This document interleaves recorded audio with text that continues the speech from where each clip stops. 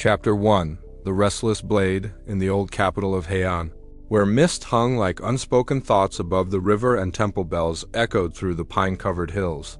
There lived a warrior named Renjiro from the time he was a boy.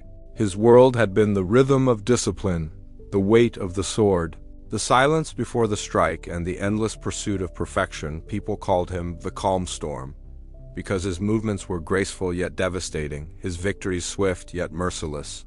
In 12 duels he had never once been touched. In 100 battles, not a single defeat. His name traveled faster than the wind that carried the smell of iron and rain across the plains. Yet Renjiro's nights were long and sleepless. He would stand in the courtyard long after the others had gone to rest, the moon's pale reflection glinting on his blade. "I control the battlefield," he would whisper to himself, "but not my heart." He would feel the pulse of unease beneath his ribs, the strange sensation that though he conquered men, he was being conquered by something invisible.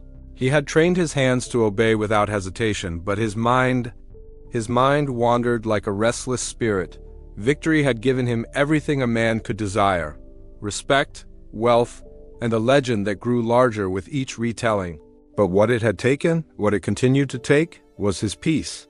Each triumph felt emptier than the last, and though his armor shone with the polish of discipline, his soul felt corroded by a quiet confusion. What was left to master when all enemies lay fallen? What battle still waited within him, unacknowledged and undefeated? That question haunted him, and one night, as a thin mist rolled through the cherry blossoms, he overheard 2 monks passing through the village below. They spoke of a hermit who lived high in the mountains, a former warrior named Master A, who had abandoned sword and title to seek the true victory. The monks said that he no longer fought enemies but illusions, and that his wisdom could cut deeper than any blade. Renjiro listened from the shadows, his heart tightening as though something inside him recognized the truth he had been avoiding. He did not sleep that night. Before dawn he packed only a rice cake, his short sword, and his doubts, and began walking toward the mountains.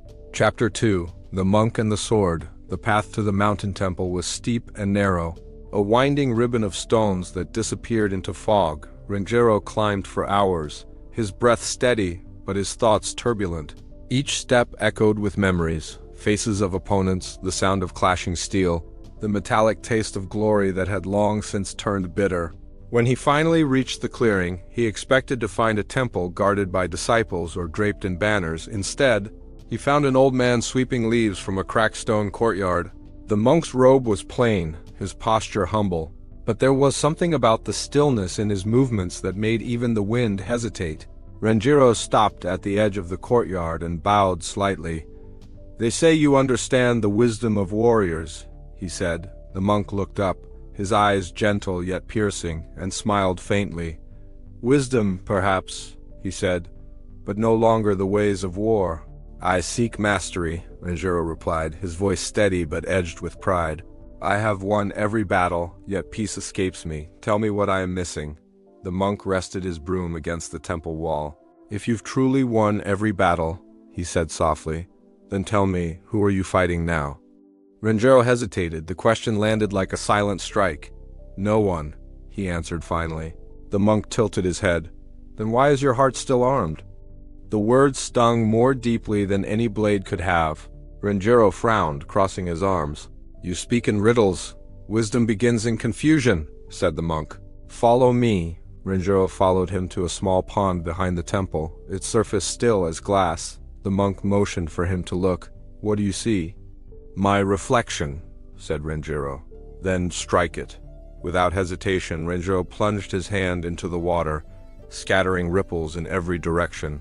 The reflection shattered into chaos, his face dissolving into fragments of light and motion.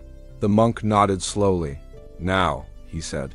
"Make it clear again." Renjiro stared at the disturbed water. "It will settle by itself." "Exactly," the monk whispered. "You cannot still the water by force. You can only wait and let it return to stillness. The mind is the same. The more you try to control it with strength, the more it resists. The warrior's first defeat is his inability to stop fighting." Renjiro knelt by the pond as the ripples faded, and for a moment, he saw not just his reflection but something deeper. He saw the truth in the monk's words, that his entire life had been motion, not stillness. Control, not understanding. He had fought to dominate everything outside himself. Yet he had never once faced the enemy within. The monk picked up his broom again. "To control the world," he said. "You've trained your sword to control yourself. You must lay it down." Renjiro bowed his head slightly. "Then teach me," he said. The monk smiled. "That," he replied, "is what every warrior says before he realizes what the lesson costs." Chapter 3. The Weight of Stillness.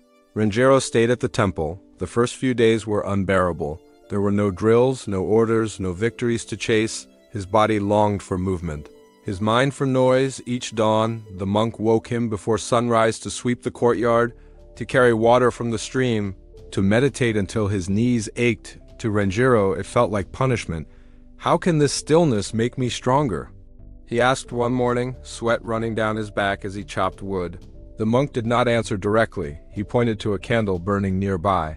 "That flame," he said, "can light another without losing its own fire, but if you thrust your hand into it, you destroy it. Power is not in striking. It's in knowing when not to strike." Renjiro stared at the flame and said nothing.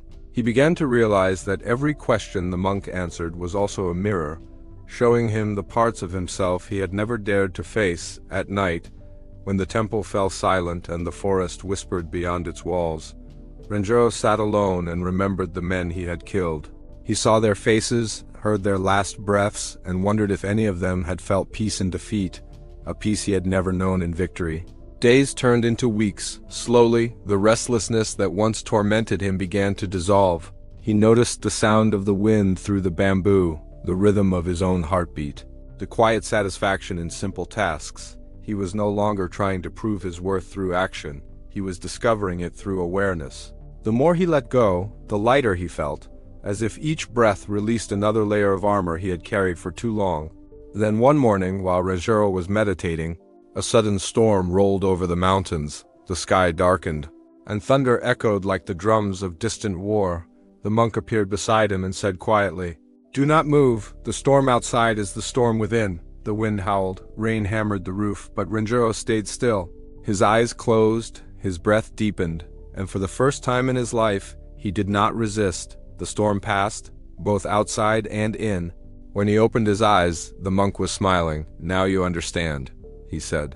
"Peace is not found in the absence of battle. It is found in the space where battle cannot reach." Renjiro bowed deeply. In that moment, he realized something that changed everything. That strength was not measured by domination, but by restraint, by the ability to face chaos without losing the calm within. The sword he had once used to control others now seemed heavy, unnecessary, and strangely small in comparison to the vastness of his new awareness. Chapter 4. The Inner Battle. The days that followed were quiet but heavy. Renjiro began to notice the small wars that raged within him. Impatience when things moved too slowly. Irritation when the monk gave no clear answers. Pride when villagers came to the temple and recognized his name.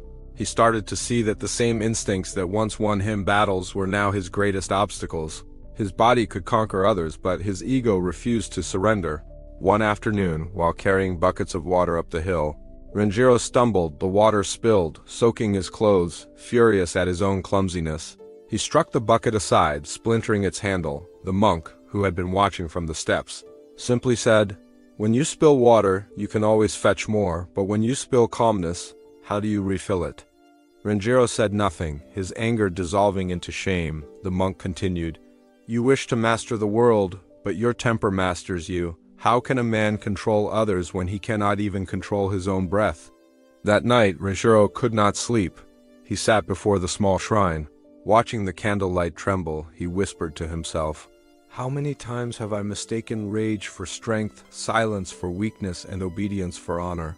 The faces of those he had slain haunted him again, but this time, instead of pushing them away, he let them come. He let them speak in the language of regret and forgiveness.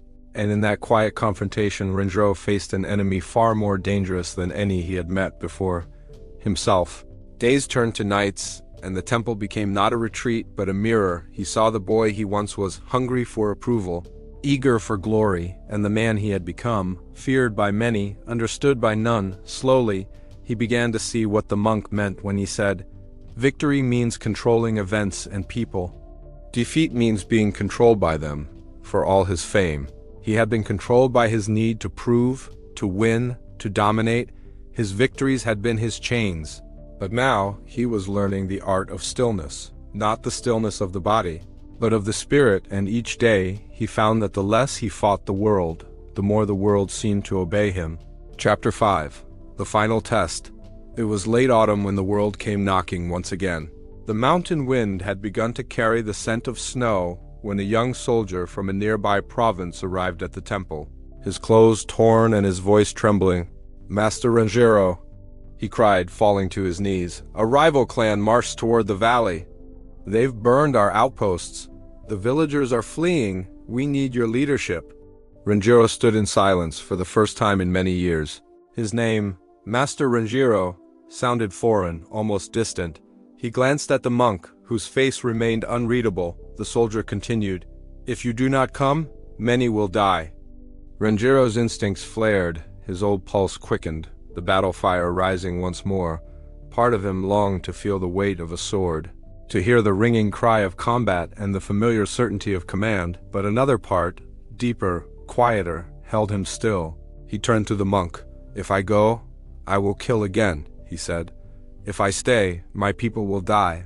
What is the path of wisdom now?" The monk looked into his eyes and spoke slowly. "Then go," he said. "But take no sword?" Rangero's brow furrowed. "You mean to face an army unarmed?" "Not unarmed," said the monk. "Only unburdened." Rangero understood that this was not just a command. It was his final test. He bowed deeply, then set out down the mountain as the cold wind swept through the trees. When he reached the valley, he saw the rival warriors gathered, their banners flapping like black wings against the pale sky. Their leader, a man named Kazuya, stood at the front, cruel, proud, and eager to carve his own legend from blood. Rangero walked toward them, his robe plain, his hands empty. The soldiers stared in disbelief. Kazuya laughed. "You face me with empty hands, old warrior?" "You insult me," Rangero bowed. "I came not to fight," he said calmly. "But to end fighting," Kazuya sneered. "Then you came to die." Rangero did not move. His voice remained steady, almost gentle. "Look at your men," he said. "They do not follow you out of loyalty. But fear, and fear never lasts. You can kill a man's body, but never command his spirit. Release them, and you will know peace. Keep them bound by fear, and you will die by your own chains." The soldiers shifted uneasily. The calm in Rangero's voice was more unsettling than any threat. Kazuya's rage flared. He drew his sword and charged. But just as he raised it to strike, his wrist trembled. The blade slipped from his grasp, falling into the mud. He froze. His eyes locked on Rangero's, still, unblinking, and utterly fearless. "What are you?" Kazuya whispered. Rangero answered softly. "A man who no longer fights what he cannot control, and because of that, nothing controls me." For a long moment, no one moved. Then Kazuya dropped to his knees. The soldiers lowered their weapons. The wind sighed through the valley, and the war ended, without a single drop of blood spilled. Chapter 6. The Transformation. When Rangero returned to the mountain, winter had come. Snow blanketed the temple roof, and the air was crisp with silence. He found the monk sitting by the pond, watching as flakes of snow dissolved into the water's surface. Rangero bowed deeply, his head touching the ground. "I understand now," he said. "Victory is not power over others. It is power over self." The monk smiled. "And that," he said, "is the wisdom of the warrior. When you no longer need to win, you can never be defeated." Rangero stayed with the monk until spring. He no longer thought of himself as a swordsman or a hero, but as a student of peace. He began teaching travelers who came seeking his old skill. Not how to fight, but how to still their minds. "The sword," he would tell them, "is sharp, but the mind is sharper. The world obeys the one who rules himself." Over the years, people forgot the duels and the victories that once made Rangero famous, but the lessons he taught began to spread far beyond the mountain. Merchants, scholars, and soldiers carried his words into towns and courts across the land. "To control both the inside and the outside," his students would say, "is the true meaning of victory." And when people asked Rangero how he achieved such peace, he would only smile and point to the pond, still, clear, endless, the same pond where he had once shattered his reflection, now forever calm. In time, he grew old, his hands frail, but his eyes bright as the winter moon on his final morning. As dawn painted the mountains gold, he whispered to the monk, "I have fought 1,000 battles, and lost them all to win myself." The monk nodded, placing a hand on his shoulder. "Then you have finally become what every warrior dreams of being, one who no longer fights." Renjiro smiled. His breath faded like mist in the morning sun, and with it, the echo of his restless blade disappeared into eternity. Chapter 7. The Lesson of the Inner Blade. Every one of us carries a sword. Not of steel, but of emotion, pride, and control. We wield it in our daily lives, at work, in relationships. In moments of anger or fear, trying to cut through life's chaos and carve out certainty, we fight to be heard, to be right, to stay safe, but in doing so, we forget that most of the battles we fight exist only within our own hearts. Renjiro's story reminds us that the true battlefield is never out there. It is inside us. Victory doesn't come from defeating others. It comes from mastering the waves of our own mind. The world is full of noise, criticism, comparison, pressure, temptation, and like Renjiro, we swing our inner swords at everything that threatens our sense of control. But the more we fight, the more chaos we create. Real strength begins when we realize that we don't need to win every conflict. We just need to stay centered, to let the mind's ripples settle.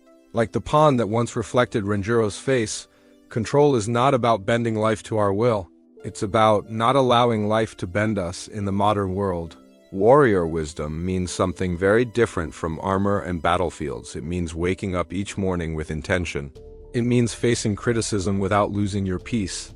It means staying grounded in chaos and showing kindness when it's hardest to give. The warrior's code is no longer about conquest. It's about clarity, balance, and courage of the heart. We live in a time when distractions and emotions can enslave us faster than any enemy ever could. But remember, the one who masters their reactions controls their destiny. The one who keeps their mind calm when the world rages wins the only victory that matters. Renjiro's sword was not his weapon, it was his teacher. It taught him the cost of pride, the emptiness of external triumph, and the beauty of surrender. In laying it down, he discovered what every true warrior eventually learns, that the greatest act of power is restraint, and the greatest victory is peace. So, as you walk through your own battles, the arguments, the deadlines, the doubts, ask yourself, what am I really fighting? And what would happen if I stopped? Maybe, like Renjiro, you'll realize that when you stop fighting the world stops fighting you. If this story touched your heart, share it with someone who's fighting their own silent battles. Because sometimes what people need isn't another sword, it's a reminder that they already have the strength to lay it down. The path of the warrior was never about fighting others. It was about remembering who you are when there is nothing left to fight.